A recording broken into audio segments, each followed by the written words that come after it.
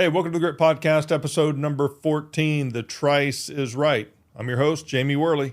Grab your coffee. Let's roll.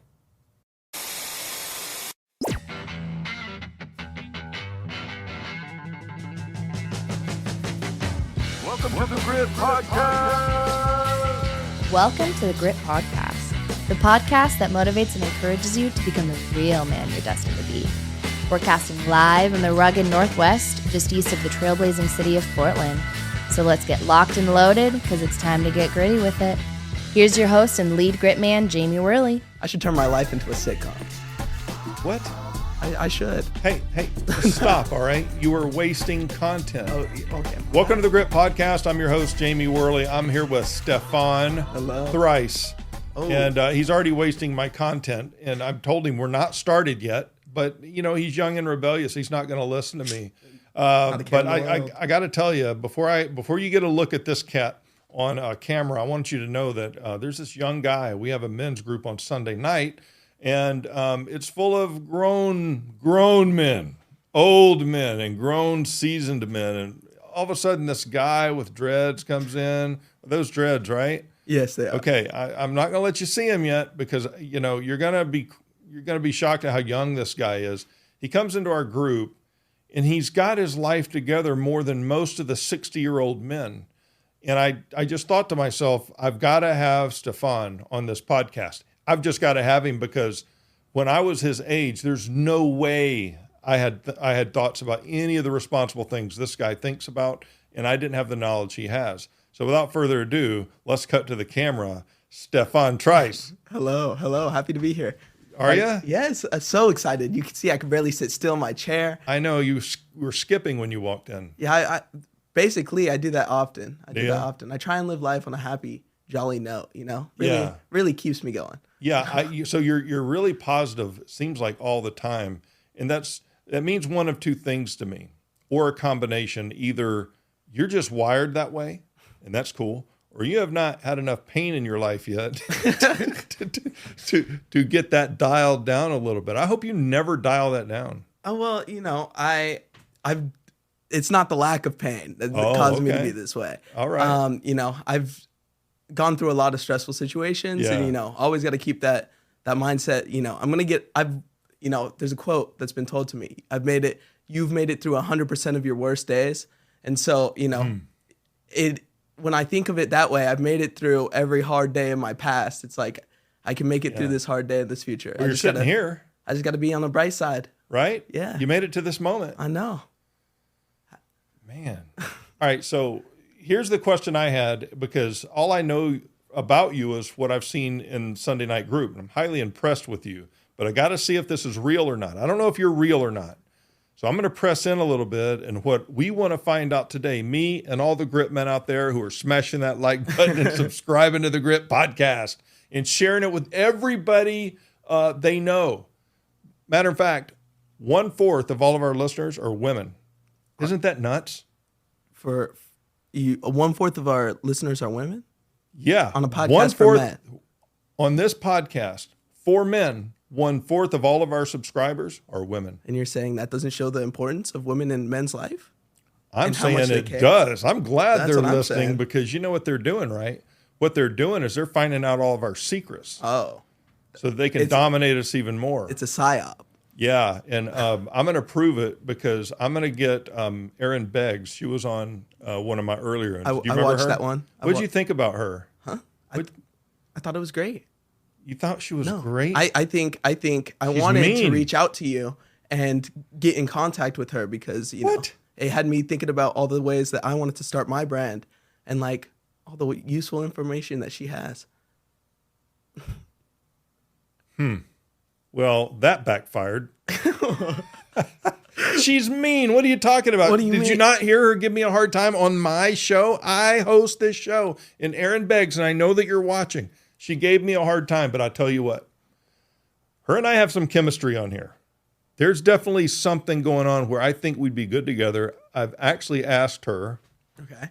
I've actually asked her to be an ongoing co-host from time to time. You think that's a good idea? Well, I mean, you guys already kind of share living spaces, so yeah, might as well just make it official. Yeah. Living Spaces. As in the podcast. Oh, okay. Sorry, I'll say, my guys, bad. I'm married. Everybody guys knows gotta I'm married. You got to whoa. go back to the podcast. They're talking. Steffon, you're going to get me in trouble, bro. My bad. I know. I'm out here just blowing your life up already. He's blowing it up. 2 minutes on the podcast. How long we been on this? You're already killing it. And this will be the last show of the Grit podcast, thanks to this guy.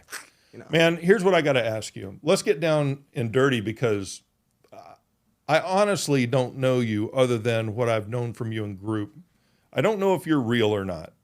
Okay? I think you are.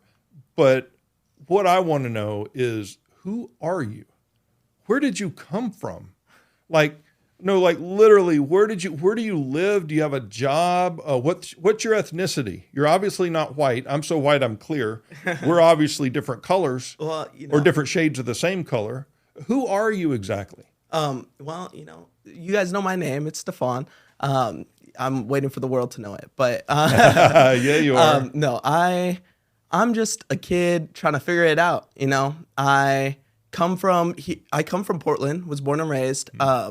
And then grew up in the Portland metro area all my life. I lived out in Beaverton. I moved around a lot. My dad joined the military when I was younger, at around 6. And then what branch? He's in the Army. Oh, cool. Yeah. And so shortly after after his basic training, we moved to Kentucky, and I lived there for a couple of years before my mom and my dad split. And then I moved back up here, and I've been in Oregon ever since. Okay. So who do you live with now in Oregon? Currently, I just recently moved in with my aunt, but I lived with my sister and my mom, all over this past year. I've moved like 5 times. Yeah. So of all these things that you've kind of gone through with your parents going through a divorce and you're living with your grandma and your aunt and a couple of other people, I don't understand how you hold it all together the way that you do. How is it? Because a lot of people, especially, how old are you? I'm 20. Okay, you're 20. So especially a lot of younger people like you, they'll have these same experiences and they end up in the streets somewhere. They end up in the gang somewhere. They end up on drugs. They end up just not, just living a kind of with a victim mentality that they could never go anywhere or do anything. But you are you've gone the opposite way. What caused you to have the attitude that, you know what, I'm not going to let this keep me down. No, this is not my ideal situation. What in the world is it that gives you hope that you think you can become something more than what you've been living through? You know what?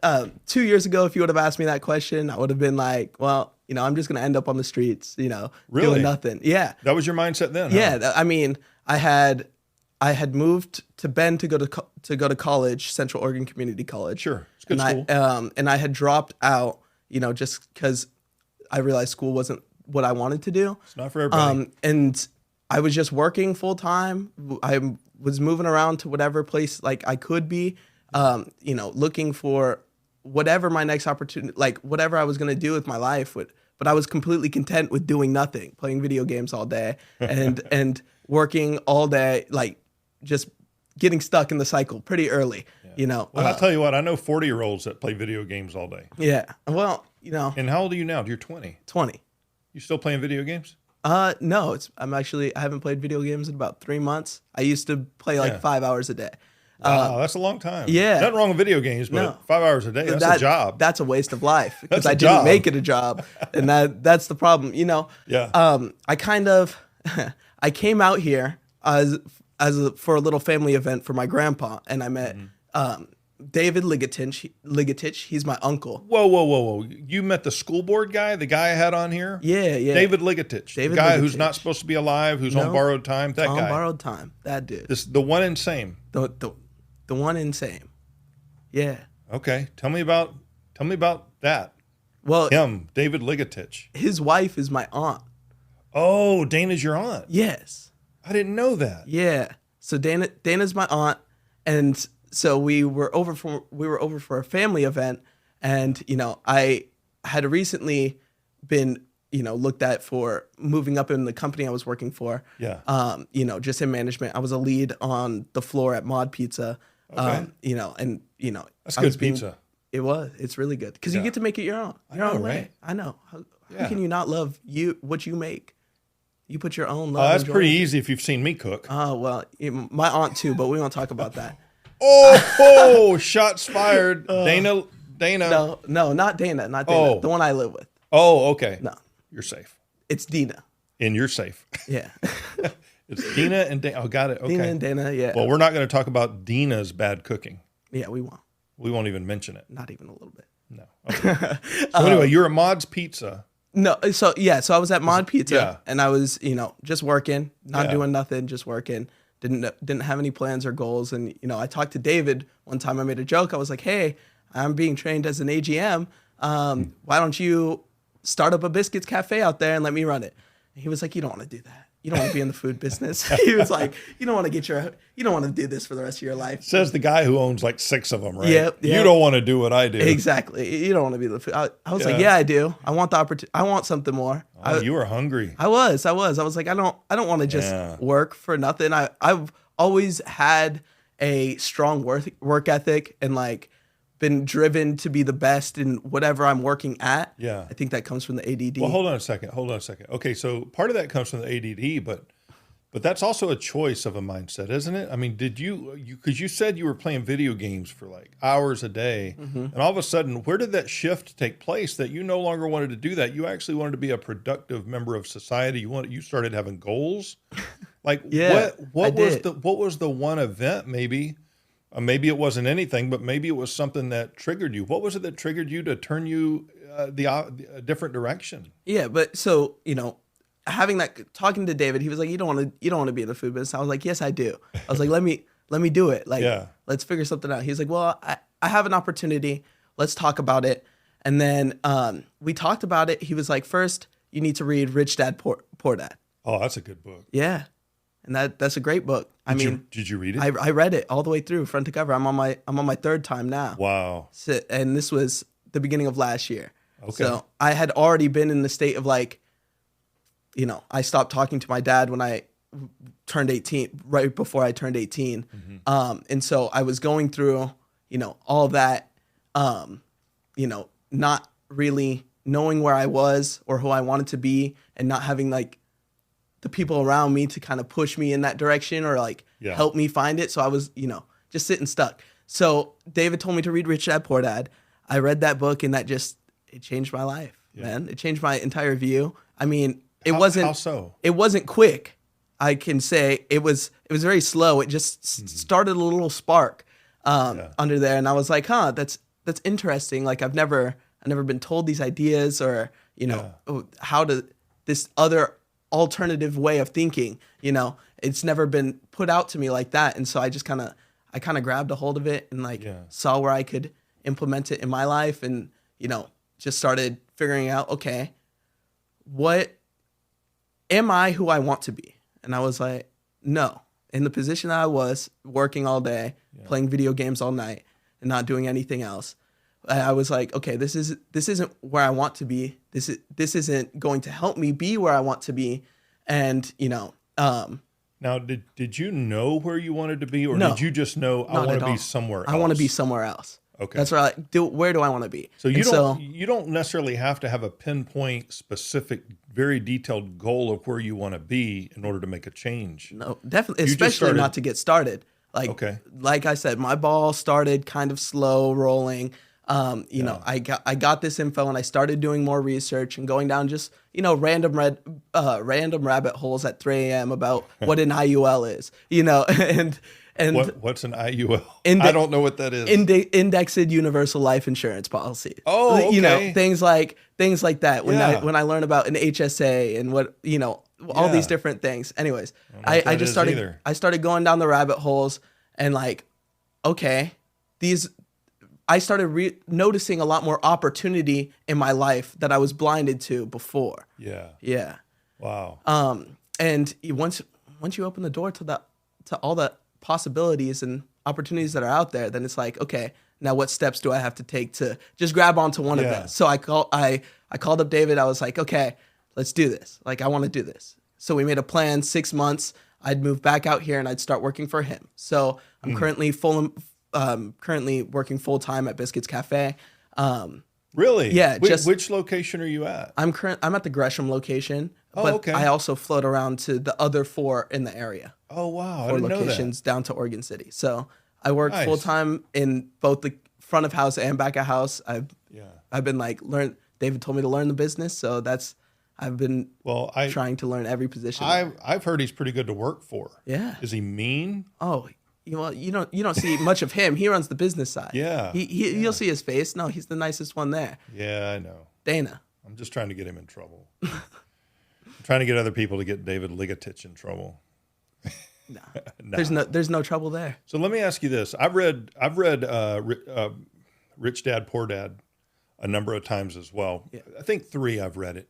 What is the main takeaway from that book that just really sticks out in your mind? I know that now my dad gave me a book and he's had me read this. I've read it 6 or 7 times. It's called Who Moved My Cheese? If you've never read that, you got to put that on your list. But when it comes to Rich Dad, Poor Dad, if you could take away one thing, what is the one thing that you think that you learned in that book that'll serve you the rest of your life?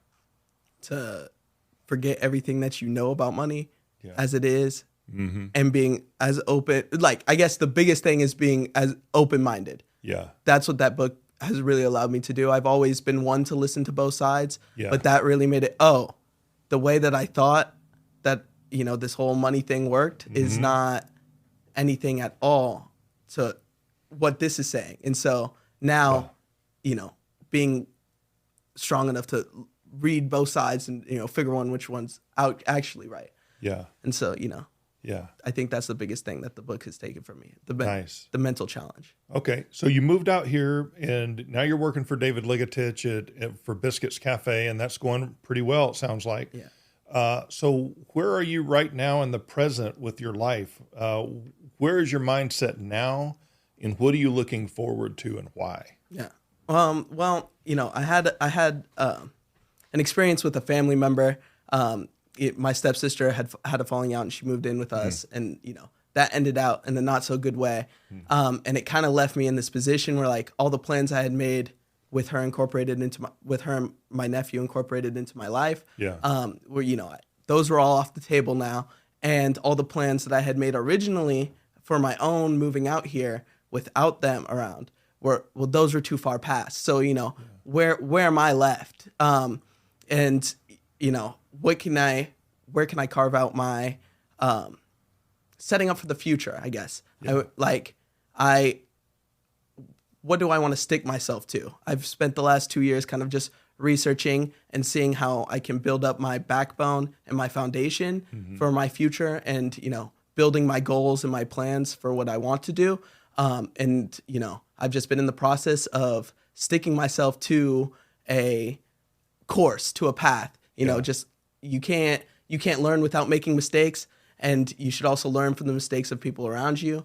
But I'm pulling myself out of that. What is it called? See, this is what I'm talking about. This is what I've been talking about. People your age don't think this way.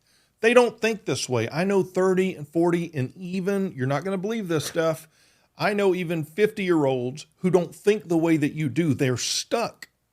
They're stuck. Maybe you're out there listening and you're stuck. Let me tell you something. There's hope. If this guy can do it, you can do it too. You're not too far gone. You're not too old to start again. You can do this. This kid had everything stacked against him. He grew up in Portland. Things were falling apart. His parents went divorced. Listen, I have not once heard, and this is what I've been looking for, and if he said this, I was going to call him on it, okay? I have not heard one excuse for this guy's hardship of growing up. He didn't bring up anything that said, oh, well, I can't because of this. Oh, well, I can't because of that. This guy right here is a man. He's a 20-year-old grown man. And he is making his life everything he wants it to be in spite of the obstacles. And the obstacles are his fuel.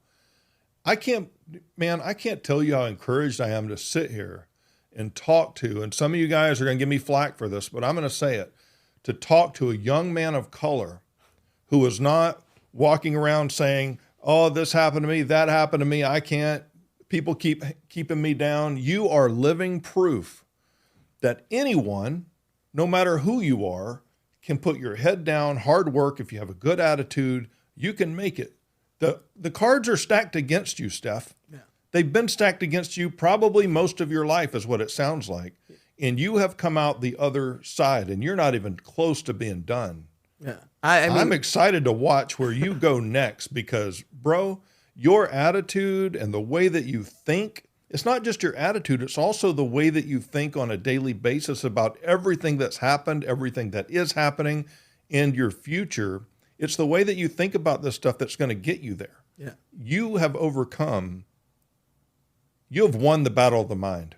And if you keep that victory, nothing's going to be impossible for you. And I want to transition now to not just where you are right now with biscuits and all that. That's great.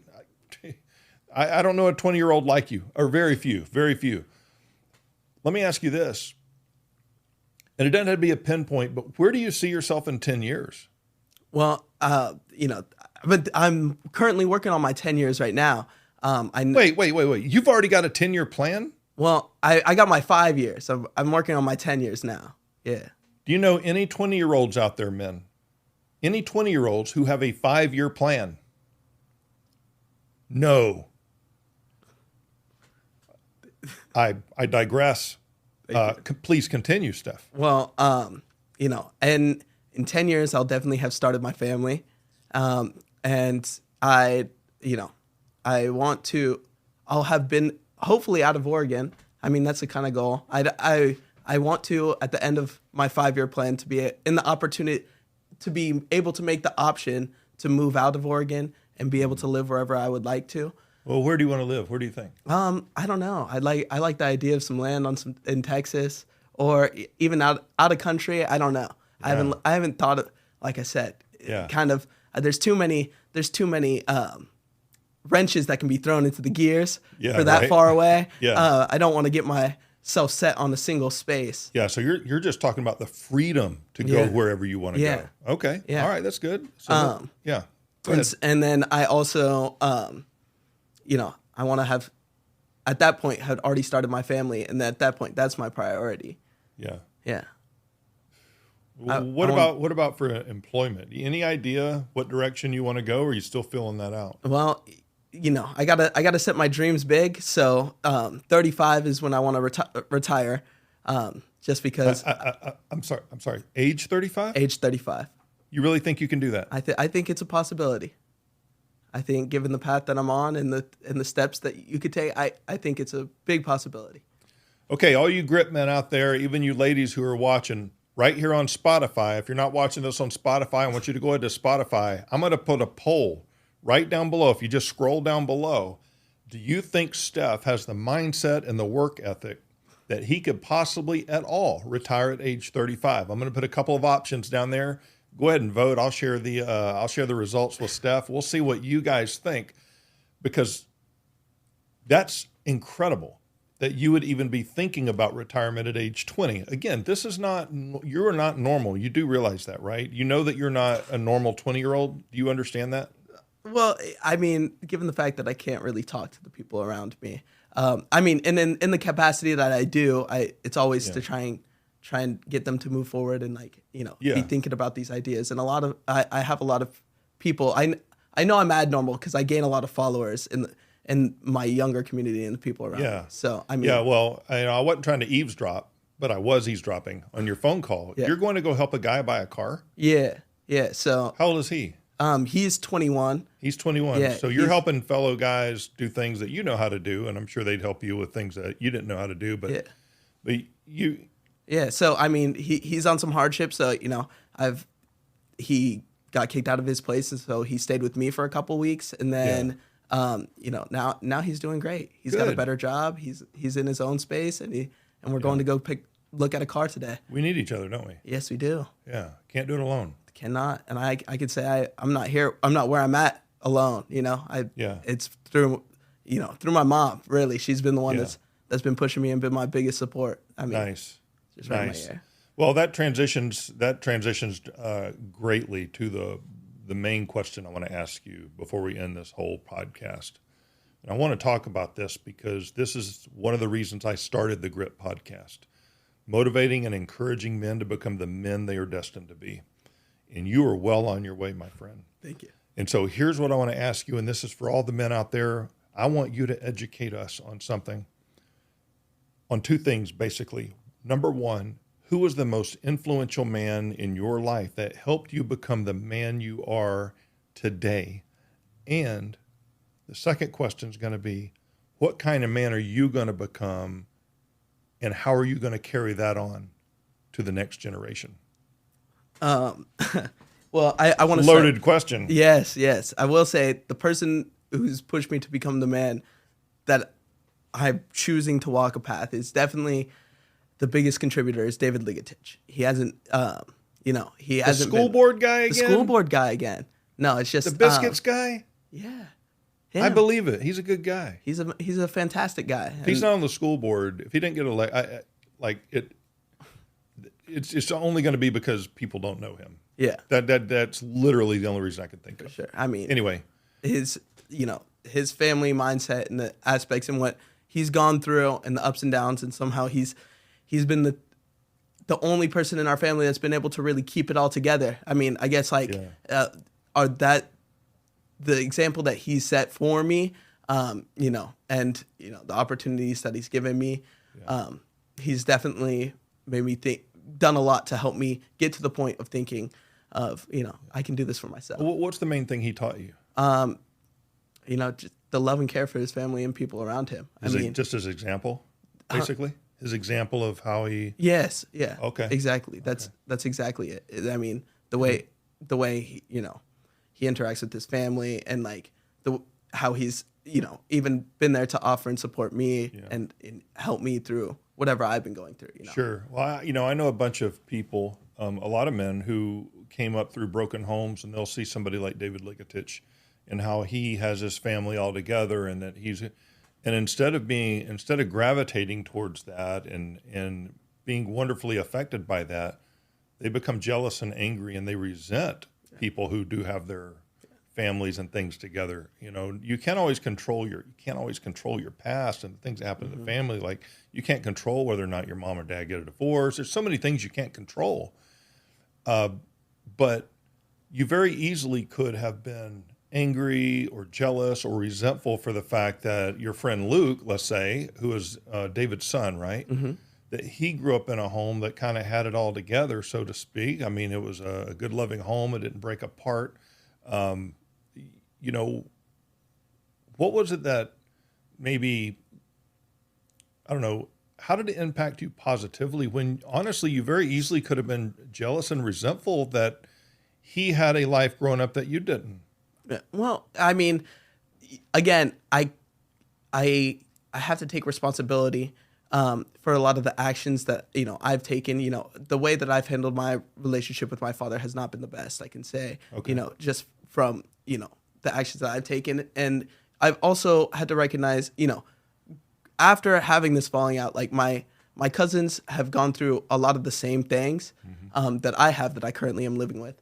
Yeah. And I've had conversations with the youngest of him. He's 16.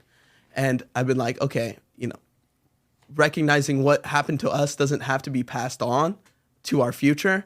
And, I can look back. My dad didn't have a good relationship with his dad. And I'm not sure about my grandpa and his relationships with his fathers before him, but I know that they weren't always the best either. And so, so it's just been breaking the cycle is what I like to call it. Yeah. There's a very prominent cycle, and I think it's based off culture. And it's based off, which I'm saying it, sorry. I get really emotional about this and worked up. I think the examples that my dad and my cousin's dad have given to us and have done has not been to the best of their ability, right? And I feel like a lot of it has to be a lot of people put too much self-focus aside and not the community of others. Because, I just started rambling. I lost it all. It's all right. Sorry. All right. I think that I am in an opportunity where I can see both sides of a situation of where they've gone through faulty and broken points, and one kind of broke through, and then the others kept pushing. And so it's like, which side am I going going to go with, and what examples do I have around me to follow. And so, David's gone through, almost dying and still pushing forward and making his family a priority. And, and in ways I feel like my dad has not done the same for me. And so it's like, how can I now build myself to a point where I can not give my kids what I would like them to have. You know what I mean? Yeah. What I didn't. Yeah. And see, that's one of the,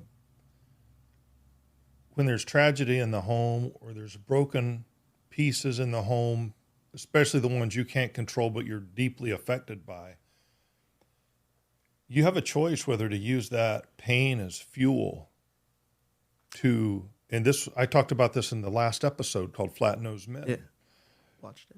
Did you? Yeah. You can use that pain and that fear as fuel to better yourself and everyone around you. And man, I commend you for that. At age 20, instead of being rebellious and all these other things that I was when I was your age, and a lot of us men, I want to tell you this. I know I'm not your dad or anything. I'm probably old enough. I'm definitely old enough to be your dad.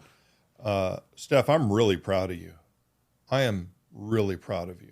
And it is an honor to know you. And I want to ask you a really personal question. And if you don't want to answer it, just say, I don't want to answer it. We can move on. There's no shame in that. Here's my question. How is your relationship with your dad today? And where will it be in 5 years, do you think? This has been the topic on my mind for the past week. Is that right? Actually,